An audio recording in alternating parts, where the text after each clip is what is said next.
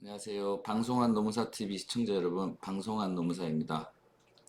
여러분들이 관심 있었는 퇴직금에 대해서 한번 다뤄보려 하는데요. 퇴직금 그다음 퇴직금에 대한 계산 방법, 그다음에 근로자성 이런 부분을 중심으로 궁금한 점 해소해 드리도록 하겠습니다.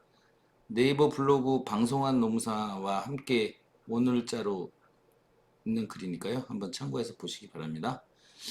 우선 퇴직금은 크게 보면 퇴직급여 제도라는 제도 아래 일반적으로 여러분들이 알고 계신 퇴직금과 퇴직연금으로 나뉘게 되는 거죠. 그래서 사용자는 퇴직금과 퇴직연금 둘 중에 하나 퇴직급여 제도로 설정을 해야 됩니다.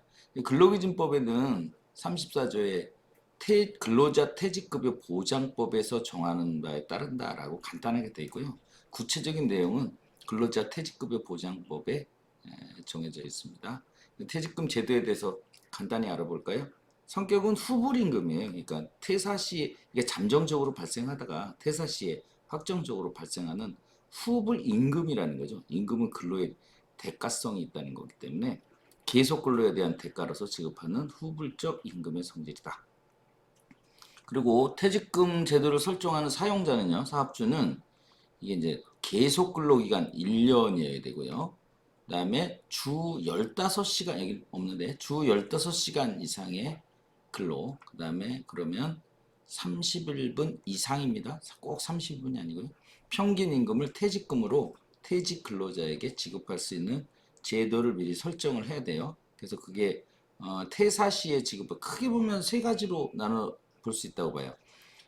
재직 중에 어떤 병원비라든가 집과 관련된 사유가 있었을 경우에 퇴직금 중간 정산을 할 수가 있는 게 있고요. 퇴사 시에 일시금으로 지급하는 퇴직금 제도. 요즘에 이제 퇴직연금 제도를 많이 제도로 설정을 하죠. 과반의 동의를 받아서 퇴직연금을 설정하고 퇴직연금을 가입하게 하는. 물론 DB형, DC형 이렇게 나누기도 하고요. 혼합형도 있고. 그래서 이런 제도를 설정할 수 있는데요. 그렇게 하기 위해서는 퇴직금이 발생해야 되잖아요. 그래서 퇴직금 발생 요건은 아까 말씀드린 대로 계속 근로 1년, 주 15시간 이상 요 요건 두 개예요. 간단하게. 예전에는 주 5인 이상 사업장이었는데 2010년도부터는 주 전 사업장으로 확장 적용이 됐고요. 계속 근로란 여기 간단하게 해서 근로 계약 기간을 말하는 게 아니고 실제로 계속해서 근로한 기간, 그러니까 제적 기간을 말하는 거겠죠. 그래서 여러 요게 이제 쟁점이 될 수 있는 게 단절 여부 등에 대해서 쟁점이 되는 게 있는데 실제로 계속해서 근로를 했느냐 안 됐느냐 이런 부분에 대한 판단을 하셔야 될 것 같습니다. 또 궁금하신 퇴직금액의 지급액 아까 했잖아요. 30일 이상의 평균 임금을 지급해야 되는데 구체적으로 계속 1년에 대해요. 요 1년에 대해서 30분 이상의 평균 임금입니다. 그러니까 어쨌든 1년을 재직해야지 퇴직금이 발생하는 거고요. 그럼 1년 하루 근무하면 어떻게 될까요? 네. 1년 하루도 일할해서 계산해야 되는데 이따가 나오겠지만 계산 방식을 알려드리도록 하겠습니다. 그래서 1년에 대하여 31분 이상의 평균 임금을 그래서 평균 임금이란 뭐 간단하게 산정 사유 발생 이전 3개월 동안 그 날짜가 있을 거 아니에요. 그죠? 그러면 한 90일에서 3개월이니까 92일 정도 되겠죠? 그 날을 근로자에게 그 기간 동안 지급된 임금 모든 총액을 나누면 하루 평균 임금이 나오잖아요. 그분이 그 평균 임금을 가지고 1년 되는 분은 30일 이상을 지급해야 되는 이런 금액의 평균 임금이라 평균 임금은 통상 임금과 달리 근로의 대가적인 부분에서 가장 광범위한 개념인 거죠. 그래서 평균 임금으로 퇴직금은 산정을 합니다. 자, 이런 대체적인 퇴직금 제도에서 내용을 알려드렸고요. 이거에 대해서 간단하게 질문 답변을 한번 풀어볼까요? 질문 1인데요. 사내이사네요. 사내이사는 원칙적으로 근로자는 아니죠. 사용자 측인데 고정급을 지급받고 출퇴근 및 연차 사용 등 근태 관리를 받았다고 하네요. 업무 수행에 있어 대표이사의 지휘 감독을 받았습니다. 퇴직금을 청구할 수 있나요? 이렇게 물어보셨는데 퇴직금 청구하기 위해서는 아까 퇴직 근로자여야 되잖아요.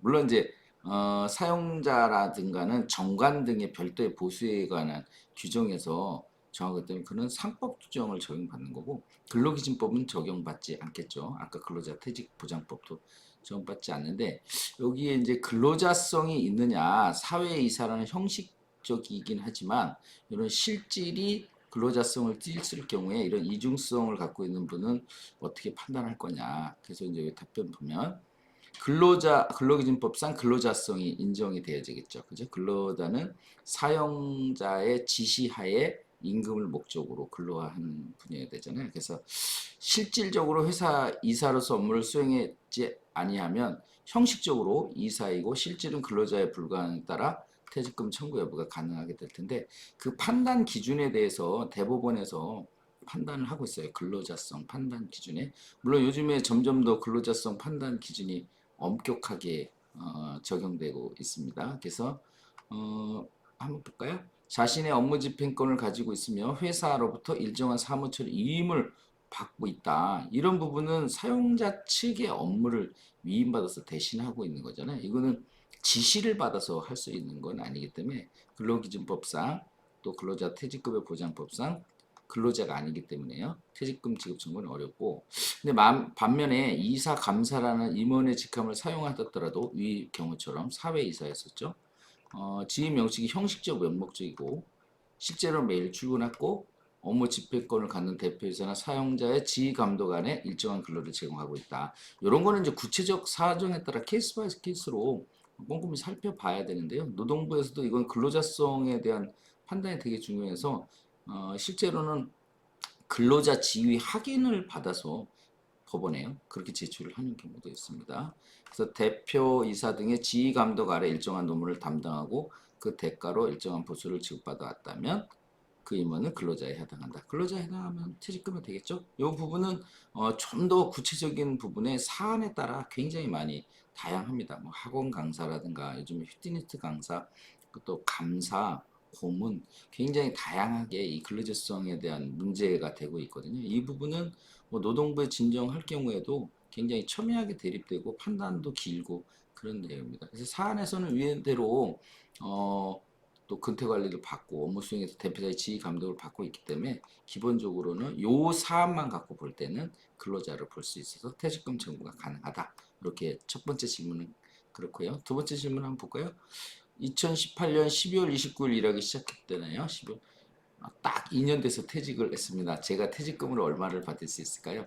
아까 퇴직금은 계속 근로기간이 1년 이상인 근로자에 대해서 30일분 이상의 평균 임금을 지급하여야 한다고 했잖아요. 이거 퇴직금 계산은 여기 물론 이런 경우에 저희 같은 경우는 이제 프로그램으로 이렇게 탁 입사일, 퇴사일 넣고 그다음에 임금 넣고 최종 3개월의 임금 아까 보셨잖아요. 그러니까 쉽게 생각하시면 하루 평균 임금을 내야 돼요. 하루 평균 임금은 그 최종 3개월 퇴직금은 최종 3개월과 평균 임금은 최종 3개월을 기준하기 때문에 최종 3개월의 날을 임금을 그 날짜로 나누면 하루 평균 임금이 나오잖아요. 하루 평균 임금이 나오고 1년에 30일이니까 나머지 1년 이상인 기군 이렇게 일할 계산한다. 이런 생각인데 조금 어렵긴 어렵죠. 저희는 좀 쉬운데. 그래서 요거에 대한 프로그램 계산이긴 한데 간단히 생각하시면 1년 보통 1년 근무하면 30일이니까요. 1년 근무가 한 달치 월급 정도 된다. 이렇게 생각하시면 될 거고요. 그래서 요 일일 평균 임금은 산정 사유가 발생한 날 이전 3개월 동안에 그 근로자에게 지급된 임금 총액. 여기 임금 총액은 그냥 기본급, 수당 모든 금액을 말하는 거예요. 그러니까 임금이 아닌 것만 빠지는 거죠. 그러면 여기에 상여금이라든가 직진 연도에 발생한 연차 등은 어떻게 하냐? 그 산정사유 그거는 3개월에 발생하는 게 아니라 연 단위로 발생하기 때문에 그 산정사유부터 1년 동안 받은 모든 총액을 합하고 곱하기 3개월만 반영해야 되니까요. 12분의 3을 곱하는 이런 방식을 취하고 있습니다. 그래서 이렇게 해서 일일 평균 임금을 나오면 이 사안의 경우 같은 2년간 근로한 근로자의 경우 퇴직금은 요 일일 평균 임금 이렇게 계산하면 일일 평균이 나오겠죠. 거기다 30일 하고요. 요건 1년이니까 1년 이상 근무했잖아요. 이거는. 그래서 360에 732, 2년 이렇게 나누면 요걸 이렇게 계산해 보면 평균 임금 60일치의 퇴직금을 받습니다. 이 평균 임금은 아까 요 방식으로 계산하면 되고요. 그래서 대략 1년에 30일 이상이니까 1년에 한 달치 월급 정도, 2년이면 두 달치 월급 정도 이렇게 받으신다고 생각하는데 구체적인 거는 뭐 네이버나 저희 사무실에 문의 주시면 자세하게 계산해 드리겠습니다. 자, 오늘은 퇴직금 제도와 관련된 내용을 살펴봤고 관련된 질의 두 개를 한번 풀어봤는데요. 퇴직금 제도는 후불 임금이에요. 요거는 퇴사한 날로부터 3년 이내에 청구하실 수 있는 거고요. 사용자는 퇴사한 날로부터 14일 이내에 지급해야 하는 겁니다. 여러분 오늘 퇴직금 제도에 대해서 조금 더 자세하게 다음에 한번 풀어볼 텐데 오늘 대략적인 내용하고 질의 두 개를 한번 풀어봤습니다. 방송한 노무사TV 시청해주신 여러분 오늘 내용 만족하셨다면 좋아요, 구독 꼭 눌러주시고요. 앞으로도 방송한 노무사TV 계속해서 시청 바라겠습니다. 감사합니다.